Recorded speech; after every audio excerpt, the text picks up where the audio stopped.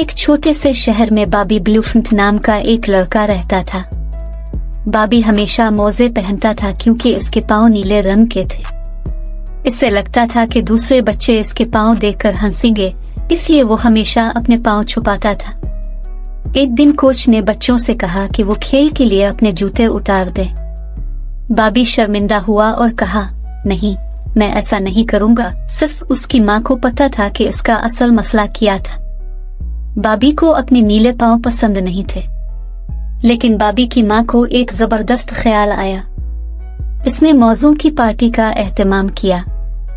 कानून था कि हर कोई रंग बिरंगे मोजे पहनेगा। बॉबी को यह ख्याल बहुत पसंद आया और वो खुश होकर बोला, मुझे इंतजार नहीं हो रहा।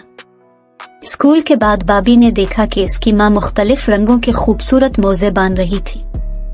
मंसूबा ये था कि हर दोस्त को एक जोड़ा मोजे दिया जाएगा। माँ ने बॉबी को बताया, हर किसी में कोई खास बात होती है।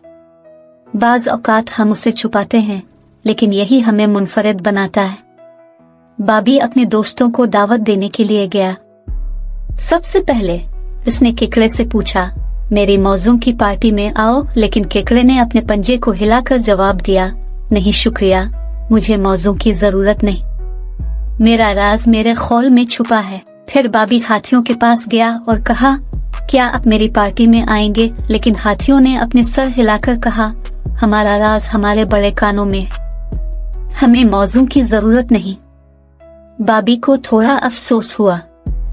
उसने कांटेदार जानवर, जराफा और लुमड़ी से भी पूछा, लेकिन सब ने यही कहा, हमें मौजों की जरूरत नहीं, हमारे अपने राज हैं जो हमें खास बनाते हैं।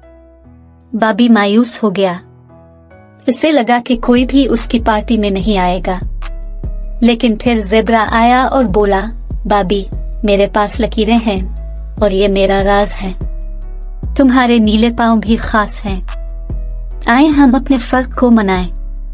बॉबी मुस्कुराया। उसने अपने मोजे उतारे और अपने नीले पाँव दिखाए।